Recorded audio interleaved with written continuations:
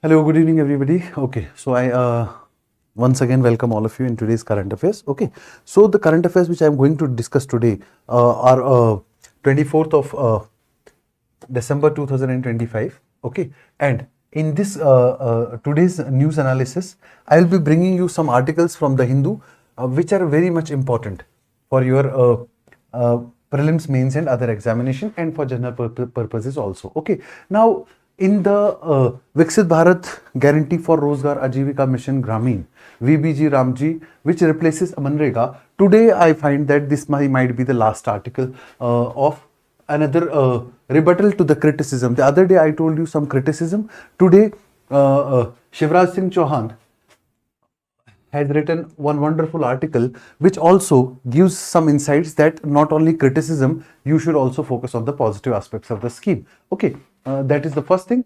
The second thing is RBI announces fresh measures to inject 2.9 lakh crores liquidity. Means to inject money supply in the economy. Liquidity means enhancing the money supply. Liquidity means amount of money supply in the economy. The word liquidity in economics has certain meanings. Okay, one meaning is also that how much money is available in the economy. Okay, a good template. A good template means will the New Zealand India free trade agreement serve as a template for various other free trade agreements which we may sign in the coming future. Okay, then Bank of India raises 10,000 crore via infra bonds. What are infra bonds? Why they are issued, and what is the condition of raising the funds? Okay, then a questions corner, general knowledge question, yawn worthy of tears. While we yawn, there we see tears. Okay, sometimes only wet eyes, but sometimes even water flows through the eyes. Okay, now what is the science behind that and how that is important? ठीक है, ये सारा discussion आज हम करेंगे. ठीक है, चलो फर्स्ट आर्टिकल डिस्कस करते हैं. विकसित भारत ग्रामीण रोजगार, विकसित भारत गारंटी फॉर रोजगार एंड आजीविका मिशन ग्रामीण एक्ट 2025. ठीक है, इसमें आर्टिकल में जो बताया गया है, शिवराज सिंह चौहान जो हैं वो agriculture and farmers welfare minister हैं इस समय सेंटर में. ठीक है, तो वो क्या कह रहे हैं कि जो क्रिटिसिज्म तुम बता रहे हो इस स्कीम का वो वैलिड नहीं है. ठीक है, ये 1 by 1 पॉइंट जो है क्या है डिस्कस करता है कि क्या वीबीजी राम जी से एम्प्लॉयमेंट गारंटी वीक हो गई, क्या एम्प्लॉयमेंट गारंटी कमजोर हो गई जो मनरेगा में थी, क्या विकसित भारत गारंटी में नहीं रही. तो उन्होंने कहा कि यह भी एक एक्ट है, इसका भी एक लीगल बैकिंग है, इसका भी एक लीगल बैकिंग है, ये भी एक लॉ है और इसका भी स्टैट्यूटरी स्टेटस है और अभी भी क्या है वो गारंटी क्या है, इंटैक्ट है. पहले पॉइंट का क्रिटिसिज्म क्या कह रहे हैं वो कि गारंटी जो है वो इंटैक्ट है. ठीक है, तो ये क्या कह रहा है कि ये गारंटी आपको तब नजर आ रही है कि ये चली गई जब आप कई सारी चीजों को मिसरीड कर रहे हो, कई सारी चीजों को क्या कर रहे हो, मिसरीड कर रहे हो. ठीक है, अभी इंडिया का जो है टारगेट है विकसित भारत डेवलप्ड कंट्री, विकसित Bharat 2047. This is the mission. इस मिशन के लिए हमको चाहिए डेवलपमेंट. ठीक है, और डेवलपमेंट हो सकता है वेलफेयर से. जब आप ये समझने लगते हो कि जहां डेवलपमेंट की बात की जा रही है वहां वेलफेयर नहीं हो सकता, या जहां वेलफेयर की बात की जा रही है वहां डेवलपमेंट नहीं हो सकता, तो आप सबसे पहले एक गलत डाइकोटमी पकड़ रहे हो. एक्चुअली वेलफेयर और डेवलपमेंट ये अपोजिंग चॉइसेस नहीं है. तो हम वेलफेयर के लिए ही ये बिल लाए हैं और उसी से फिर हम जो है रूरल डेवलपमेंट पे भी फोकस करेंगे और डेवलपमेंट से हमारा जो है फर्दर विकसित भारत का गोल जो है वो अचीव हो जाएगा. ठीक है, ये दूसरा इसमें क्रिटिसिज्म कहा है. ठीक है, इसमें कहा गया है कि ये जो मनरेगा का स्कीम है वो मनरेगा के स्कीम में एक इनकम सपोर्ट होता था फार्मर्स को या रूरल लेबरर्स को या poor village rural house holds को. क्या ये अब खत्म हो गया? ऐसा तो कुछ भी नहीं है. इनकम सपोर्ट तो अभी भी है. ठीक है, दूसरा उन्होंने पूछा इसमें क्वेश्चन कि क्या पहले वाली मनरेगा में जो एसेट क्रिएशन हो रहा था क्या वो क्रिएशन अब नहीं होगा? तो क्या ये वाली स्कीम में भी अगर आप लॉ को पढ़ोगे उसमें भी हमको सस्टेनेबल एसेट्स का क्रिएशन करना है. ठीक है, एग्रीकल्चर के लिए रूरल लेबरर्स अवेलेबल रहे एग्रीकल्चर के पीक सीजन में, वो वाला मनरेगा में मिसिंग था. तो यहां पे एग्रीकल्चर लेबर सेक्टर को स्टेबलाइज करने के लिए आपने 40 या 60 डेज का ब्रेक भी मेंशन कर दिया, तो वो तो एग्रीकल्चर स्टेबिलिटी के लिए इंपॉर्टेंट है, ठीक है। और ये सारी तीनों चीजें जो हैं मिला के ये जरूरी है रूरल स्टेबिलिटी के लिए। तो आप किस तरह से कह रहे हो कि रूरल स्टेबिलिटी, ग्राम स्वराज या उन चीजों को जो है हमने खत्म कर दिया, तो आप मिसरीड कर रहे हो चीजों को, ठीक है। उसके बाद 100 डेज से हमने इंक्रीज कर दिया 125 डेज, तो भले 9% ही लोग 100 डेज यूज कर रहे थे, तो वो 125 डेज यूज करेंगे, तो इसमें क्या बुराई है। पहले क्या होता था, भले ही 100 डेज था और 9% सिर्फ लोग 100 डेज का फायदा उठा पा रहे थे, इसका यह मतलब है कि एडमिनिस्ट्रेटिव प्रोसीजर्स शायद रिजिड रहे होंगे, जिसकी वजह से लोगों को 100 डेज का काम नहीं मिल रहा है। तो आप वो एडमिनिस्ट्रेटिव जो भी आपकी वीकनेसेस थी, जो भी प्रोसीजरल डिसेंटाइटलमेंट हो रहा था लोगों का, वो भी हमने खत्म कर दिया। और हमने एक ग्रीवेंस रिड्रेसल मैकेनिज्म भी सेटअप करा इस एक्ट में। तो पहले वाले एक्ट में तो ग्रीवेंस रिड्रेसल मैकेनिज्म भी नहीं था, ठीक है। ग्रीवेंस रिड्रेसल मैकेनिज्म पहले वाले उसमें नहीं था। इस वाले में हमने जल्दी से ग्रीवेंस रिड्रेस करने की भी बात कर ली कि लोगों के ग्रीवेंसेस जो है वो रियल टाइम बेसिस पे जो है वो क्या होना चाहिए, वो रियल टाइम बेसिस पे जो है रिड्रेस होना चाहिए। अच्छा, इसमें राइट टू एम्प्लॉयमेंट कहां से हार्म हो गया। राइट टू एम्प्लॉयमेंट के साथ उल्टा ही एक और राइट मिल गया कि अगर आपको एम्प्लॉयमेंट नहीं मिला तो ग्रीवेंसेस भी आपके जो है जल्दी से रिड्रेस किए जाएंगे। फर्दर डिटेल्स इस आर्टिकल की मैं नेक्स्ट पेज पे लिख रहा हूं, ठीक है। उसके बाद सेंट्रलाइजेशन की बात आप कर रहे हो कि इसको पूरी एक्सेसिवली सेंट्रलाइज कर दिया, तो सेंट्रलाइजेशन की बात आप बिना एक्ट के पढ़े हुए नहीं कर सकते। आज भी ग्राम सभा will be the plan approving authority, plan approving authority आज भी ग्राम सभा ही है, ठीक है। तो कहां से सेंट्रलाइजेशन हो गया, ठीक है। ग्राम सभा के बाद उसके अलावा जो पंचायत में प्लान बनेंगे, दे आर कॉल्ड एज विकसित भारत ग्राम पंचायत प्लान, ये भी ग्राम सभा में बनेंगे और ग्राम सभा ही उसको अप्रूव करेगी। कामों को प्रपोज करने वाली जो अथॉरिटी है वो भी अभी भी ग्राम सभा के पास है, ठीक है। और प्लान का एग्रीगेशन ब्लॉक, डिस्ट्रिक्ट और स्टेट लेवल पे होगा। प्लान का एग्रीगेशन आज भी 3 लेवल्स पे होगा, ब्लॉक लेवल पे होगा, डिस्ट्रिक्ट लेवल पे होगा और स्टेट लेवल पे होगा। तो इसमें डिसेंट्रलाइजेशन कहां पे है, ठीक है। तो इसका भी एक क्रिटिसिज्म का जवाब दिया गया, ठीक है। उसके बाद ये कहा गया कि सेंटर जो है लोकल प्रायोरिटीज को न देख के अपनी प्रायोरिटीज, सेंट्रल प्रायोरिटीज को देख रही है, ठीक है।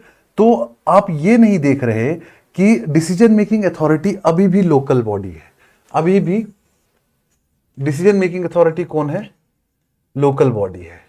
और लोकल बॉडी को जब डिसीजन लेना है प्लान में, तो वो लोकल प्रायोरिटीज को भी ऊपर रख सकती है। किसने मना करा, ठीक है। तो ये सारे जो है इसमें आज पॉजिटिव एस्पेक्ट्स दिए गए हैं, ठीक है। उसके बाद ये कह रहे हैं कि आपने कंसल्टेशन नहीं किया, लेकिन करंट जो आर्टिकल है वो ये कह रहा है कि ये मल्टीपल एजेंसीज से डिस्कस करने के बाद बिल बनाया गया है। पार्लियामेंट में लंबा डिस्कशन नहीं हुआ, but multiple agencies and stakeholders को हमने क्या करा है, कंसल्ट करा है। Multiple agencies and stakeholders have been consulted before giving a final shape to the bill, ठीक है। उसके बाद हमने इसमें कोर फीचर जो रखे हैं वो यही रखे हैं कि एक तो विलेज प्लानिंग स्ट्रक्चर होगा, village level planning structure, village level planning structure, planning structure, ये पहली चीज हमने कही है इसमें, ठीक है। और दूसरी चीज हमने इसमें क्या किया, convergence mechanism and digital ecosystem. Convergence mechanism means central state agencies जो है वो क्या करेंगी, कन्वर्ज करेंगी इसको इंप्लीमेंट करने के लिए, और डिजिटल इकोसिस्टम में सारा काम होगा, ठीक है। जो डिजिटल इंडिया का हमारा मिशन है उसको भी बूस्ट करेगा, ठीक है। ये सारी चीजें होने के साथ आपको समझ में नहीं आता कि ये इतना बेटर आर्किटेक्चर हमने इस स्कीम का बनाया है, ठीक है। उसके बाद एक और क्रिटिसिज्म है, वो ये है कि आपने कंसिस्टेंटली इसका देखा है कि बजटरी एलोकेशन जो है वो इरोजन हुआ नरेगा स्कीम का। लेकिन आप बजटरी एलोकेशन देखो 2013-14 में when NDA government took over, और आज की बात करो 2024 to 25, इन ईयर्स की बात करो, जब यहां पे बजट था it was around 3,300 crore, sorry 33,000 crore, 33,000 crore was budgetary allocations to मनरेगा, बजटरी एलोकेशंस। और आज की डेट में कितना है, इट वाज 2024-25 में इट वाज 86,000 करोड़। तो कंसिस्टेंटली इसको बजटरी एलोकेशन बढ़ाया है हमने, ठीक है। तो आप कैसे कह रहे हो कि हमने इरोजन करा है, ठीक है। और अभी जो हमने फ्लेक्सिबल एक फिक्स्ड बजट एलोकेट किया है वो तो इससे कई ज्यादा है, वो दैट इज 1.51 लाख करोड़, ठीक है। अब इससे जब ऊपर कोई स्टेट खर्चा करेगी तो एक्सेस फंड जो है वो किसके पास जाना ही चाहिए, वो स्टेट को ही खर्चा करना चाहिए। This will prevent states to check the corruption, leakages and loopholes, ठीक है। उसके बाद इसमें जो आपने और क्रिटिसिज्म ये कहे है कि आप जो है सेंटर का शेयर जो है आपने कम कर दिया फंडिंग में, लेकिन सेंटर ये कहता है कि ये हर सेंट्रली स्पॉन्सर्ड स्कीम का रेशियो है। यूजुअली सेंट्रली स्पॉन्सर्ड स्कीम का मेजॉरिटी स्कीम्स का रेशियो जो है वो 60-40 है। तो हमने इसको एट पार लाया बाकी स्कीम्स के साथ, लेकिन जो बजटरी एलोकेशन है वो कितना ज्यादा बढ़ गया है, ठीक है। तो ये सारी क्रिटिसिज्म्स को जो है रिस्पॉन्ड किया हुआ है, ठीक है। और दूसरा आपने कंसिस्टेंटली जो है मनरेगा का देखा है अगर एम्प्लॉयमेंट का, ठीक है। तो यूपीए का कंसिस्टेंटली आप देखोगे जब ये स्कीम लॉन्च हुआ 2005 में, ठीक है, 2005 के बाद अगर आप देखोगे तो आपने तब से ₹100 कैप करके रखा था पर डे, और आपने 2009 तक उसको बढ़ाया नहीं। इन्फ्लेशन या रूरल डिस्ट्रेस उसको ध्यान में नहीं लिया, ठीक है। और सेंटर ने भी कई दफा ये उस टाइम पे एडमिट किया कि हाँ फ्रीज की होने की वजह से हमारे पास कई ज्यादा प्रॉब्लम्स हुई हैं, ठीक है। लेकिन ये भी बताया गया कि कई सारे गवर्नेंस फेलियर्स इसमें थे, ठीक है। स्टेट गवर्नमेंट्स प्रॉपरली इसको इंप्लीमेंट नहीं कर पा रही थी, उसमें फेक जॉब कार्ड्स कई ज्यादा रिपोर्ट किए गए थे, फाइनेंशियल लीकेजेस रिपोर्ट की गई थी। तो ये सारी चीजें जो है हम फिक्स करने की कोशिश कर रहे हैं थ्रू डिजिटल इकोसिस्टम। तो हमने क्या बुरा किया। अब आप बात कर रहे हो महात्मा गांधी का नाम इस स्कीम से हटा दिया, ठीक है। तो महात्मा गांधी का नाम रखना ज्यादा बेटर है या उसके ऑब्जेक्टिव्स को रियलाइज करना। क्या उन्होंने कभी नहीं चाहा होगा कि इंडिया जो है वो डेवलप हो जाए, विकसित भारत बने। तो उसका विजन जिंदा रखा हमने, वो आपको नहीं नजर आ रहा, नाम पे पॉलिटिक्स कर रहे हो। This is what the articles is, मैं अपनी बात नहीं कर रहा, ठीक है। लेकिन अच्छे पॉइंट्स हैं सारे, ठीक है। उसके बाद दूसरी चीज ये है कि आप ग्राम स्वराज वर्ड में ज्यादा बिलीव करते हो या ग्राम स्वराज इन प्रैक्टिस में ज्यादा बिलीव करते हो। अगर प्रैक्टिस में ज्यादा बिलीव करते हो तो इन प्रैक्टिस ये ग्राम स्वराज को कहीं से कहीं तक स्कीम डेंट नहीं कर रहा, ठीक है। Technically I feel I have completed the discussion on विकसित भारत गारंटी फॉर रोजगार एंड आजीविका मिशन। मुझे नहीं लगता इससे ज्यादा कुछ और इसमें आप डिस्कस करना चाहिए, आपको पढ़ना चाहिए आपको, ठीक है। पॉजिटिव पॉइंट्स, नेगेटिव पॉइंट्स 4-5 दिन से लगातार मैं डिस्कस कर रहा हूं, और आज ये फाइनल है कि इसमें पॉजिटिव पॉइंट्स, ये एस्पेक्ट्स आए हैं। ये आर्टिकल में जब आप गो थ्रू करोगे तो आपको बहुत अच्छे से समझ में आ जाएगा, ठीक है।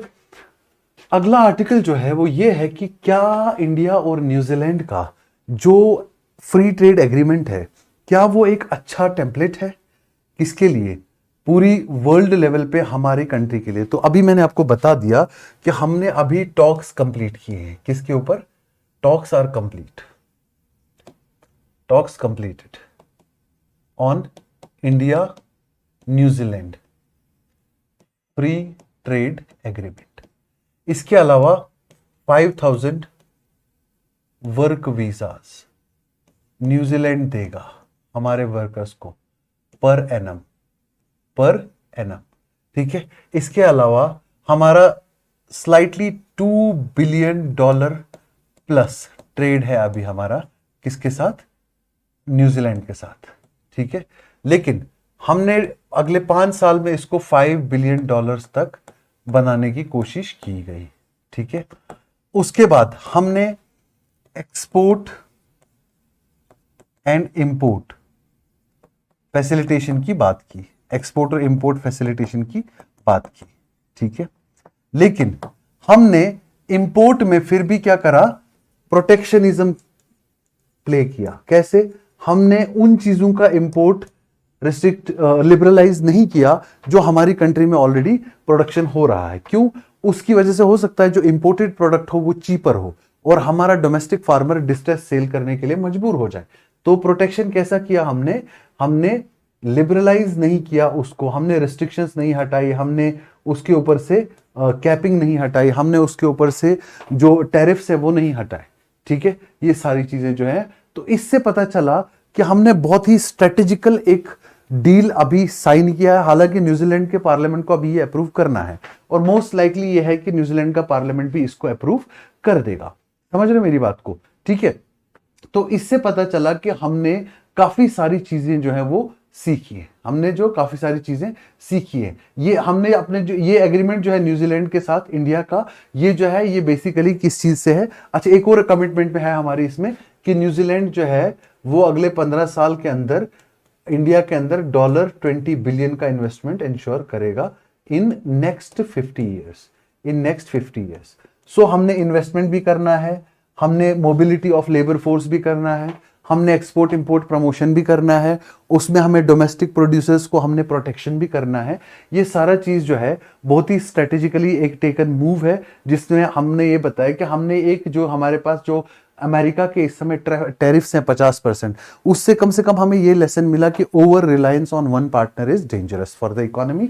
तो हम स्ट्रेटेजिकली बहुत अच्छी, हमारा जो है इसमें कॉशन भी है और स्ट्रेटेजिक क्लैरिटी भी है। So the step is a strategic clarity as well as a proper sectoral caution. हमने सेक्टर वाइज कॉन्शियस रहे, किस सेक्टर को एक्सपोर्ट बूस्ट करना है, किस सेक्टर में इंपोर्ट बूस्ट करना है, किस सेक्टर का इंपोर्ट प्रिवेंट करना है ताकि डोमेस्टिक मैन्युफैक्चरर्स डिमोटिवेट ना हो जाए। तो that is called sectoral consciousness. तो दो चीजें हमने इस वक्त नोटिस करी हैं हमारे इस ट्रेड डील में। मैं यहां पे लिख रहा हूं, छोटी सी जगह है लेकिन मैं लिख रहा हूं। एक तो हमारे पास सेक्टोरल कॉन्शियसनेस है, किस सेक्टर को कितना लिबरलाइज करना है और कितना रिस्ट्रिक्ट करना है, ये भी हमारे इस एग्रीमेंट में है। और दूसरा, हमारे पास क्लैरिटी है कि हमारी स्ट्रेटेजी क्या है। स्ट्रेटेजी ये है कि हमको ग्लोबल ट्रेड पार्टनर्स बढ़ाने हैं, तो स्ट्रेटेजिक क्लैरिटी भी है। अब प्रैक्टिकल ये कितना शेप लेता है ये डिपेंड करेगा कि जब ये फाइनलाइज हो डील, जो लग रहा है कि अगले कुछ महीनों में ये जो है क्लियर हो जाएगी, प्रोवाइडेड कि इसमें न्यूजीलैंड जो है इसको क्या करे, इसको न्यूजीलैंड जो है वो भी रेटिफाई करे। ठीक है, समझ में आ गया आपको? तो ये हमारा हम अब आगे जो है सबसे ज्यादा इंपॉर्टेंट टेस्ट क्या है हमारा? टेस्ट ये है कि हम कितनी इजीली इसको इंक कर पाते हैं, प्रॉपरली इसको इंप्लीमेंट कर पाते हैं और इसी टेम्पलेट पे हम ग्लोबल ट्रेड पार्टनर्स के साथ और एग्रीमेंट साइन कर पाते हैं। ठीक है, तो क्या ये एक अच्छा टेम्पलेट रह जाएगा बन के, या फिर ऑन पेपर ही जस्ट एक अच्छी बात रह जाएगी? क्या ये अच्छी बात है या एक अच्छी टेम्पलेट है, ताकि इसी टेम्पलेट पे फिर हम आगे भी, ये एक ब्लूप्रिंट है कि इसी ब्लूप्रिंट पे हम आगे के भी अपने जितने भी ट्रेड पैक्ट्स हैं वो साइन करें। ठीक हो गया? तो ये आर्टिकल को आप पढ़िए, यू विल एंजॉय इट। ठीक हो गया? Next, RBI announces measures to inject 2.90 lakh crore liquidity. 2.90 lakh crore liquidity RBI को इंजेक्ट करना है। तो आप हमेशा याद रखना, RBI through its monetary policy committee is responsible for drafting the monetary policy, taking monetary policy decisions. अब मॉनेटरी पॉलिसी डिसीजन तो अभी हमने लिया कि हमने रिड्यूस करा रेपो रेट, हमने रिड्यूस करा repo rate by 25 basis points. 25 basis point से हमने रेपो रेट जो है वो पहले ही रिड्यूस कर लिया है, पर उससे एम्पल मनी सप्लाई इंक्रीज होगी या नहीं होगी वो तो थोड़ा सा टाइम लगता है। That is called a process, that is called monetary policy transmission, कि जो मॉनेटरी पॉलिसी का डिसीजन आरबीआई लेता है उसका रियल इंपैक्ट ग्राउंड पे कब नजर आता है, उसके लिए जो प्रोसेस बीच में होता है कि वो डिसीजन ट्रांसमिट हो ग्राउंड लेवल पे, that is called monetary policy transmission. It takes some time. उसके बावजूद हम अभी देख रहे हैं कि हमारा जो है मार्केट में इन्फ्लेशन वो सेफ लिमिट से बहुत नीचे है। Inflation is below 1%। Safe limit कितनी है हमारी? 2 to 6% is the safe limit as per Urjit Patel Committee recommendations and as per the inflation targeting framework of RBI। ठीक है, अब इन्फ्लेशन जो है बिलो 0% है, 0.7 0.3 इसी के अराउंड हुवर कर रही है, तो आपको एम्पल रूम है इस समय कि आप मार्केट के अंदर मनी सप्लाई बढ़ाइए। मार्केट के अंदर क्या करिए? मनी सप्लाई बढ़ाइए। उससे मैंने आपको पहले भी बोला है, एग्रीगेट डिमांड बढ़ेगा। एग्रीगेट डिमांड से दो चीजें होंगी, एक तो हो सकता है इन्फ्लेशन बढ़े, बढ़ता है तो बढ़ने दो, हम तो सेफ लिमिट में हैं, लेकिन एक चीज और ही होगा कि प्रोडक्शन जरूर बढ़ेगा, और प्रोडक्शन बढ़ने से होता है कंट्री में इकोनॉमिक ग्रोथ। ये साइकिल हमेशा याद रखना, मनी सप्लाई से रिलेटेड ये साइकिल है एक। ठीक है, तो इकोनॉमिक ग्रोथ को पंप करने के लिए हमको मार्केट में लिक्विडिटी पुश करनी है। लिक्विडिटी पुश करने के लिए apart from this tool repo rates, policy rates, इसके अलावा हमारे पास कई सारे और टूल्स होते हैं। एक टूल है हमारे पास OMO, that is called open market operation. That is called open market operation. That is called open market operation. ये एक ऐसा मॉनेटरी पॉलिसी टूल है आरबीआई के पास जो मनी सप्लाई की क्वांटिटी को इंक्रीज या डिक्रीज कर सकता है। कैसे? आरबीआई के पास एक इंस्ट्रूमेंट है that is called government securities. Government securities, government securities या गवर्नमेंट बॉन्ड्स, इनको सेल करके मनी को सक करना मनी सप्लाई रिड्यूस करता है। इनको बाय करके मनी बैंक्स को या फाइनेंशियल इंस्टीट्यूट्स को देना, उससे मनी सप्लाई इंक्रीज होता है। ठीक है, तो this is called open market operation. क्या कहते हैं इसको? Open market operation. अब ओपन मार्केट ऑपरेशन का मैं आपको इलस्ट्रेशन यहां पे बताऊंगा। इसमें आरबीआई क्या करता है, या government securities, RBI government securities या बाई करता है या सेल करता है। किसको? बैंक्स को या फाइनेंशियल इंस्टीट्यूशंस को। बैंक्स और फाइनेंशियल इंस्टीट्यूशंस। देखो, आरबीआई क्या करेगा? या तो सेल करेगा। अगर सेल करेगा तो यहां से यहां की तरफ क्या पुल होगा? Rupee. Means rupee from the banks will be sucked out, money supply will decrease in the economy. अभी की ये जरूरत नहीं है। अभी की जो जरूरत है वो क्या है कि आरबीआई क्या करे? आरबीआई गवर्नमेंट सिक्योरिटीज बाय करे। क्या करे? बाय करे। और बैंक्स के पास क्या करे? रुपी सेंड करे। क्यों? जब गवर्नमेंट सिक्योरिटी बाय करेगा आरबीआई, तो मनी सप्लाई जो है, रुपी जो है वो देना पड़ेगा उसको। किसको? रुपी किसको देना पड़ेगा? बैंक्स को। ठीक है, तो ये है ओपन मार्केट ऑपरेशन। ठीक है, इससे आरबीआई क्या करना चाहता है? लिक्विडिटी या तो इन्फ्यूज करना चाहता है या सकआउट करना चाहता है। लेकिन इस वक्त का पर्पस, हम गवर्नमेंट सिक्योरिटीज क्या करेंगे ओपन मार्केट ऑपरेशन में? पहले तो हम गवर्नमेंट सिक्योरिटीज को क्या करेंगे? बाय करेंगे, और हम पैसा देंगे किसको? बैंक्स को और बैंक्स एंड फाइनेंशियल इंस्टीट्यूशंस को। उससे क्या होगा? मार्केट में लिक्विडिटी इंक्रीज होगी। लिक्विडिटी इंक्रीज होना मतलब मनी सप्लाई क्या होगा? इंक्रीज होगा। मनी सप्लाई इंक्रीज होने के लिए ये वाला साइकिल जो है, उसकी वजह से ये वाला साइकिल जो है हमारा सेट इन हो जाएगा और हमारा इकोनॉमिक ग्रोथ अच्छा हो जाएगा। ये वाला साइकिल सेट इन हो भी सकता है अभी भी हम, लेकिन सेफ लिमिट में है और हमारे पास एम्पल फ्लेक्सिबिलिटी है। अगर ये वाला साइकिल सेट इन हो जाता है, लेट इट बी, हमें कोई बुराई नहीं, इसमें कोई दिक्कत नहीं है, क्योंकि हमारा इन्फ्लेशन ऑलरेडी सेफ लिमिट से काफी नीचे चल रहा है। अच्छा, too low inflation is also not good for economy, क्योंकि इन्फ्लेशन बहुत कम होगा, aggregate demand fall, it is a symbol of falling aggregate demand. Aggregate demand fall करने की वजह से प्रोडक्शन फॉल होता है, प्रोडक्शन फॉल होने की वजह से अनएम्प्लॉयमेंट हो जाता है। ठीक है, और एक जो 1930s में ग्रेट डिप्रेशन हुआ था, वो ऐसे ही एक विशियस साइकिल से सेट इन हुआ था कि aggregate demand was to low. ठीक है, दूसरा इन्होंने कहा कि हम रुपी डॉलर स्वैप करेंगे। रुपी डॉलर स्वैप मैंने आपको पहले भी समझाया है, लेकिन मैं यहां पे फिर से समझाता हूं। रुपी डॉलर स्वैप जो है, इसको फॉरेक्स स्वैप भी कहते हैं। इसको क्या कहते हैं? फॉरेक्स स्वैप भी कहते हैं। फॉरेक्स स्वैप का मतलब आरबीआई क्या करेगा? बैंक्स के साथ स्वैप करेगा। किस चीज का? फॉरेन करेंसी का। आरबीआई क्या बैंक्स को देगा? रुपी, और बैंक से क्या ले लेगा? डॉलर। लेटर ऑन ये ट्रांजैक्शन रिवर्स भी करेंगे। क्यों? जब एम्पल मनी सप्लाई हो जाएगा, इन्फ्लेशन भी अच्छे लेवल पे आ जाएगा, इकोनॉमिक ग्रोथ भी अच्छे लेवल पे आ जाएगा, ये रिवर्स भी हो जाएगा। Reversal of the transaction will also take place and RBI will take back the dollars and give back. अभी तो डॉलर्स ले रहा है, रुपी दे रहा है बैंक को, फिर बाद में क्या करेगा? रुपी बैंक से वापस ले लेगा और डॉलर वापस दे देगा। तो rupee dollar rupee swap auction से $10 बिलियन और टेन्योर कितना रहेगा 3 इयर्स का, 3 साल के लिए ट्रांजैक्शन रहेगी, ठीक है। तो इन टोटलिटी इस समय 2.9 लाख करोड़ रेज करना चाहता है आरबीआई, नॉट रेज करना चाहता है, अलबत्ता इन्फ्यूज करना चाहता है, रादर इन्फ्यूज करना चाहता है किसमें, इकोनॉमी के अंदर, infusing liquidity, rupee liquidity into the banking system. समझ में आ रहा है आपको, ठीक है। तो ये हमारे ओपन मार्केट ऑपरेशंस है, एक और टूल मॉनेटरी पॉलिसी का आरबीआई के पास जिसके थ्रू वो मनी सप्लाई को इंक्रीज कर सकता है, ठीक है। ये तो हो गया आरबीआई। एक फाइनेंशियल इंस्टीट्यूशन है bank of India. Bank of India को पैसा उठाना है मार्केट से, किस चीज के लिए, इंफ्रास्ट्रक्चर में इन्वेस्ट करने के लिए, इसलिए ये करेंगे इशू इंफ्रा बॉन्ड्स, ठीक है। Bonds are instruments which are used by companies to raise funds, ठीक है। सो बैंक ऑफ इंडिया क्या करेगा, इंफ्रा बॉन्ड्स इशू करेगा। क्या करेगा, इंफ्रा बॉन्ड्स कहां पे, अपना national stock exchange trading platform पे।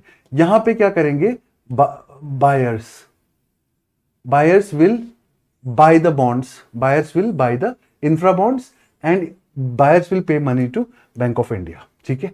बैंक ऑफ इंडिया रेज कितना करना चाहता है, 10,000 करोड़, ठीक है, 10,000 करोड़, ठीक है। एक स्टॉक मार्केट की एक प्रैक्टिस है कि क्या आप पूरा ही 10,000 करोड़ डायरेक्टली आप इशू कर रहे हो कि इतने बॉन्ड्स इशू करोगे और इतना पैसा रेज करोगे, नहीं। बैंक ऑफ इंडिया क्या कर रहा है, दो चीजें, 5,000 रुपए, क्या 5,000 करोड़ ये रेज करना चाहता है बेस इशू मतलब इतना तो ये डायरेक्टली रेज करेगा, और अगर इससे ज्यादा बिड्स आ गई और ज्यादा परचेजर्स मिल गए तो 500 एडिशनल इशू करेंगे, तो 10,000 टोटल इशू करेंगे, ठीक है। ये जो एडिशनल अमाउंट है, जिस अथॉरिटी है बैंक ऑफ इंडिया के पास कि वो एडिशनल फंड्स रेज कर सकता है, ठीक है।